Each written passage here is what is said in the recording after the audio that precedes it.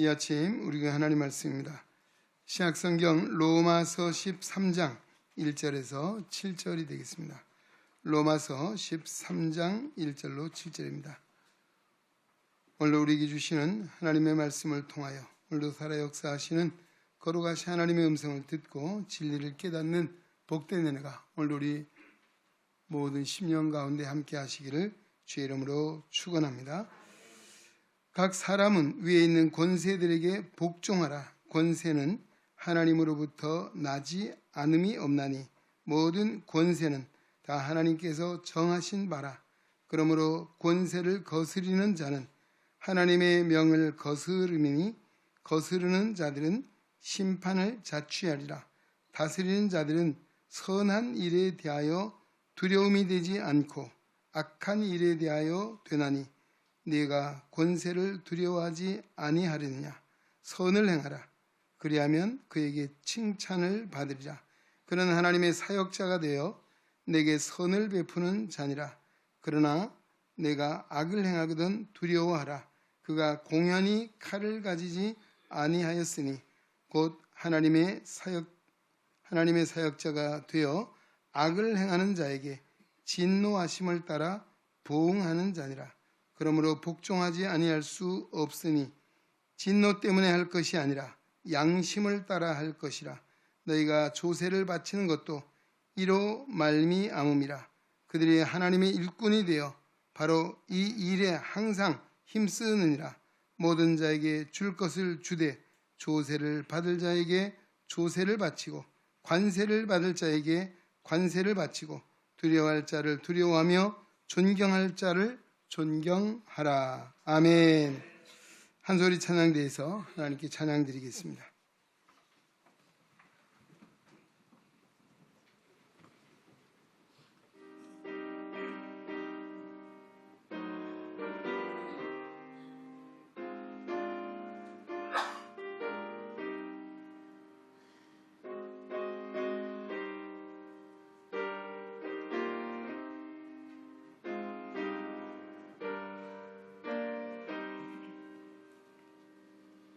주 하나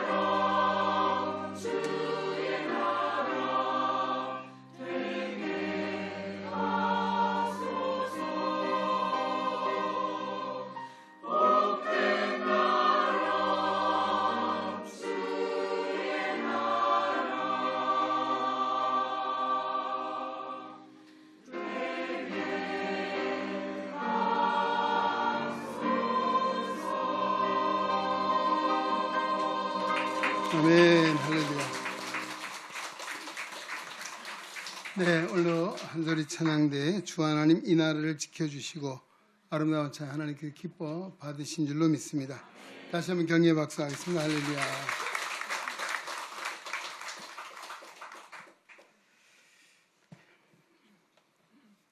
내일 모레 6월 3일은 우리 제21대 조기 대통령 선거일입니다.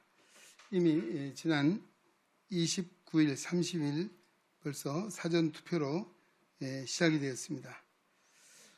오늘 교회 성도는 나라를 위해서 기도해야 될 사명이 있고 책임이 있는 줄로 믿습니다. 그 이유가 무엇입니까? 한 민족의 흥망성쇠가 하나님의 주권에 달려있다라고 성경은 가르치고 있기 때문입니다.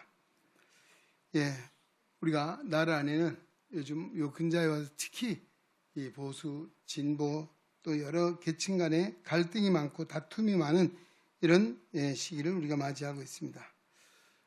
물론 저는 늘 이런 생각을 합니다.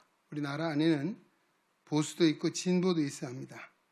그러나 이것이 어느 한쪽에 치우치지 아니하고 잘 균형이 있고 조화 있게 이루는 것, 그리고 그 토대 위에 나라가 발전해야 된다는 생각을 하고 있습니다. 어느 진영이 옳고 어느 진영이 틀리다라고 할 수는 없습니다. 우리가 장단점이 있듯이 사람에게도 마찬가지요. 모두가 옳은 사람, 모두가 틀린 사람, 아니면 모두가 잘하는 사람, 잘못하는 사람이 아니라 장단점이 있듯이 바로 이 진영 간에도 또 우리 보수와 진보 간에도 이런 점이 있다는 사실을 생각하고 우리 좀 더 너그러운 마음, 넓은 마음으로 서로 포용할 수 있는 그런 마음을 가져야 될 줄로 믿습니다. 근데 요즘 너무 극단적이에요. 나는 맞고 너는 틀리다. 라고 하는 이런 생각 때문에 갈등이 더 심화되고 다툼이 더 많이 일어나는 것 같습니다. 우리는 틀린 것이 아니라 다름을 인정해야 합니다. 그 다름을 인정하고 서로 협력하고 화합해야 되는 것. 바로 이것이 우리가 정말 그리스도인으로서의 중요한 인식을 가지고 기도해야 될 줄로 믿습니다. 단 우리는 역사의 주관자가 하나님이시기에 하나님의 마음에 합한 믿음을 가지고 기도해야 될 줄로 믿습니다. 우리 교단에 속한 한국기독교총연합회가 있습니다. 거기서 이번에 선거와 관련해서 이런 문자 서신이 왔습니다. 교회 지도자는 자신의 정치적 견해를 강단에서 주장하기보다는 교인 각자가 책임 있게 판단할 수 있도록 도와줘야 한다. 국가의 미래를 바라보며 신중하며 책임 있게 그리고 적극적으로 투표에 참여하도록 해야 된다라고 했습니다. 또 교회는 복음을 전하고 세상을 섬기는 공동체로서 우리는 성경적 가치에 따라 하나님을 두려워하고 국민 한 사람 한 사람의 생명을 존귀히 여기며 분열된 국론을 치유하고 화합하는 대통령과 정부가 세워지도록 기도하자라고 했습니다. 모든 교회 지도자들은 복음의 순수성을 지키며 균형 있게 공적 책임을 감당해야 된다라고 했습니다. 또 우리 기윤실이 있습니다. 한국기독교 윤리실천운동본부라고 하는 곳인데 12일 날 기자회견을 열고 이런 주의를 이야기했습니다. 공직선거법은 종교단체 내에서 직무상 행위를 이용해 그 구성원에 대해서 선거운동을 하는 것을 금지하고 있다. 목사나 장로가 교회에서 설교를 하거나 기도를 하면서 이번 대선에서는 어떤 후보를 뽑아야 한다라고 말하거나 어떤 후보는 뽑아서는 안 된다고 말하면 공직선거법 위반죄로 형사처벌을 받을 수 있다라고 주의를 촉구했습니다. 기윤실은 주요 교회 예배와 설교 또 그리고 공직선거법을 준수하는지 모니터링을 운영하고 위반 사항이 발견되면 해당 교회에 경고문을 발송하거나 선거관리위원회에 고발 조치한다라고 하는 이런 이야기까지 전해주고 있습니다. 대통령 선거를 앞에 두고 나라를 위해서 기도하는 움직임이 요소요소에서 일어나고 있습니다. 지난 11일에서 13일은 국가 3.1연합 금식성회라고 하는 기도회가 열렸습니다. 나라를 위한 영적 부흥과 하나님을 경외하는 지도자가 선출되기를 기도했습니다. 또 그런가 하면 기도에 참석한 성도들은 하나님을 경외하고 성경의 진리를 존중하고 헌법적 가치인 자유민주주의를 수호하며 다음 세대와 대한민국을 거룩하게 세우는 대통령이 선출되게 해달라고 간절히 기도했습니다. 또 한국교회 성도들이 깨어 기도함으로 국민들이 하나님 보시기에 합당한 후보에게 투표하고 모든 선거 절차와 진행에 있어서 선거 부정이 없는 공명정대한 선거가 되어 하나님께서 이끌어 주실 것을 간구하는 그런 기도였습니다. 오늘 우리 6월 초하루를 맞이하고 있습니다. 우리 6월이 되면 6.25라고 하는 지난 우리나라의 아픈 상흔이 있죠. 또 6.1날은 나라와 민족을 위해서 순국하고 또 순국 열사들을 기리는 현충일도 있습니다. 그리고 우리 한국시각장 기독교연합회도 해마다 6월이 되면 나라사랑 기도회를 하고 있습니다. 자, 이런 때를 맞이하면서 오늘 성경은 우리 교회와 국가 어떤 관계를 가져야 되는가에 대해서 잘 말씀해주고 있는 본문이 바로 오늘 로마서 13장입니다. 또 우리 기독교 역사를 보면 고대 로마 시대에는 국가가 교회를 지배하고 국가가 교회를 박해하는 중앙 집권적 왕권 시대 그리고 국가 지상주의 시대였다라고 합니다. 반면에 중세교회, 중세 로마는 대조적으로 교회가 국가를 지배하는 지방 분권적 봉건 시대요 교권 지상주의 시대였다라고 할 수 있습니다. 사실 이 고대 로마 시대에는 국가 지상주의로 인해서 교회는 무수히 희생을 당하고 피를 흘리게 됐다라고 하는 것이고 또 그런가 하면 우리 중세 로마 시대에는 교회가 교권 지상주의죠. 내부적으로 부패하게 되고 진리에서 탈선하여 암흑 시대를 갖게 되는 이런 역사를 우리는 알고 있습니다.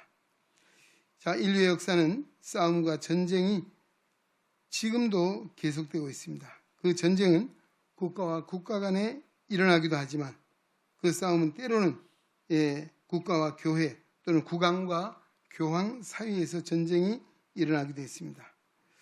자, 중세 로마 교회가 국가와 분쟁을 하고 충돌하게 된 것은 참 아이러니한 것이 뭔가 하면 우리 기독교가 국교로 승인을 된 이후부터라고 하는 것입니다.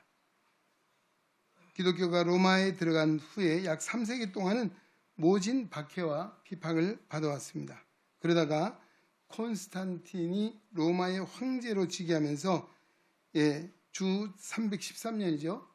기독교를 해방하는 밀라노 칙령으로 인해서 기독교는 국교로 승인이 됩니다. 그렇게 박해를 받아왔던 교회가 세력이 강화되었습니다.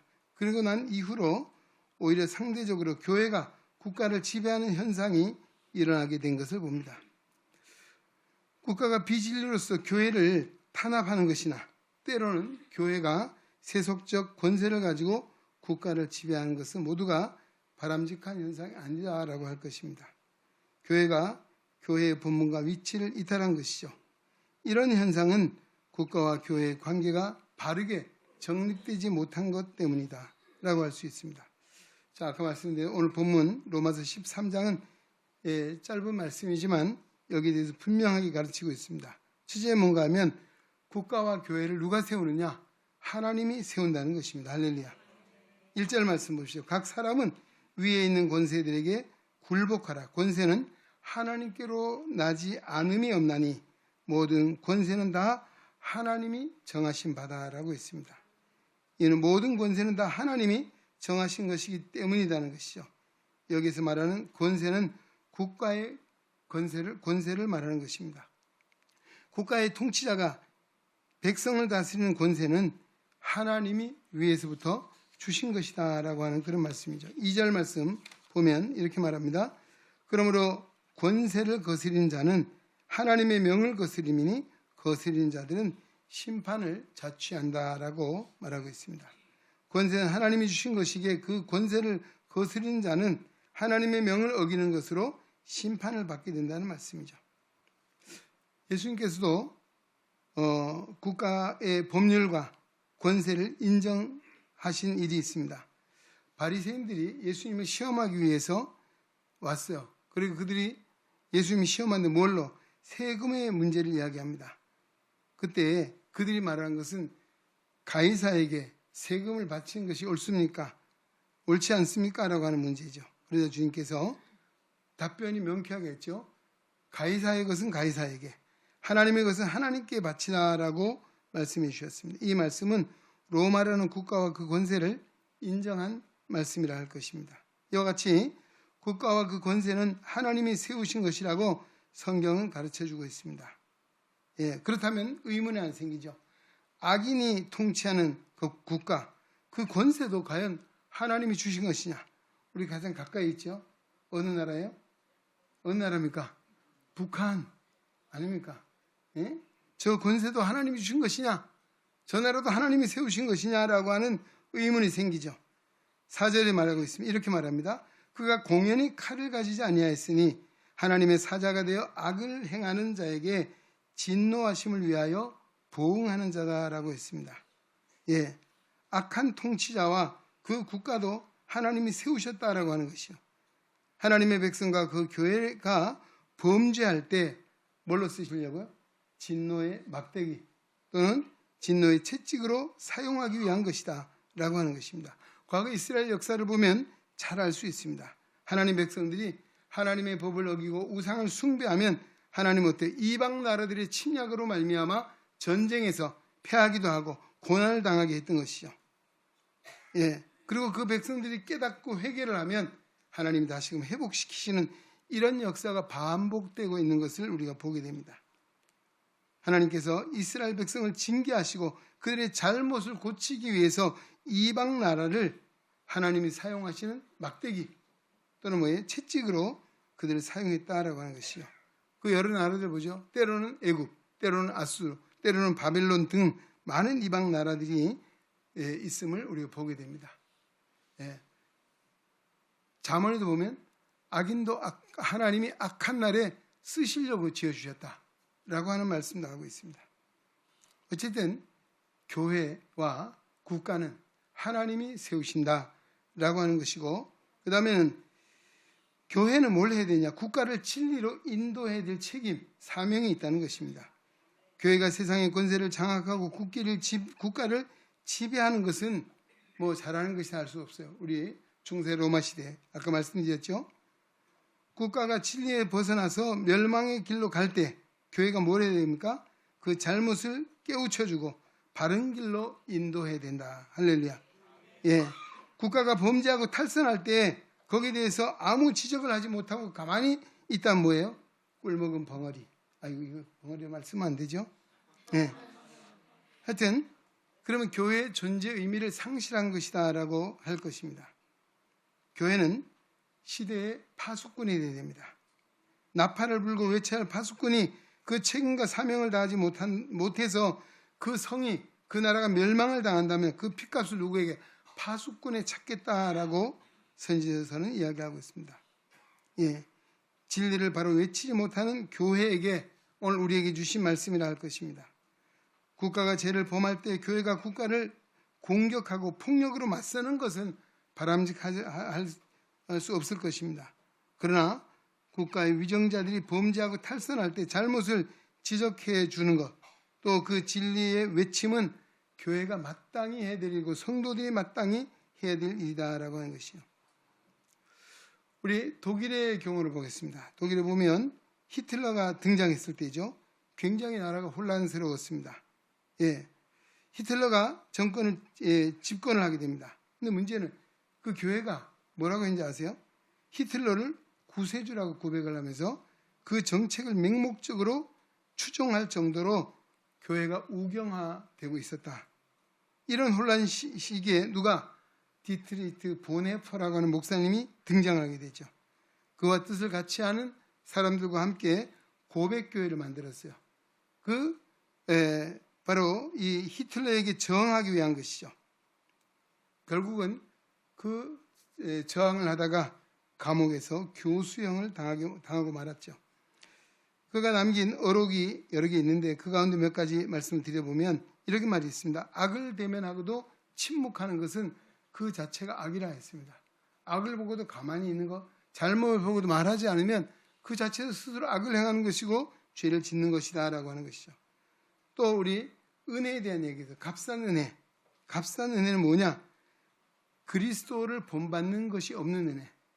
예수님 본받지 않고 사는 은혜가 값싼 은혜입니다. 십자가 없는 은혜. 살아계신 예수 그리스도를 무시하는 은혜에 불과한 것이다. 여러분, 오늘 우리가 은혜를 받아도 값싼 은혜가 아니에요. 우리는 값비싼 은혜를 받았어요. 그 값은 무엇으로 치룰 수 없는 거예요. 뭐예요? 하나님께 그 아들을 십자가에 내어주시기까지 예수님의 피로써 우리를 구원해 주셨습니다. 할렐루야. 예, 이거는 도저히 상상할 수 없는, 갚을 수 없는 그 은혜를 우리가 받았습니다. 얼마나 큰 은혜를 입었습니까? 우리가 받은 은혜는 값없는 은혜가 아닙니다. 그리고 우리가 매일 그 은혜를 알면 어떻게 살아야 합니까? 예수님을 본받아 살아야 합니다. 할렐루야.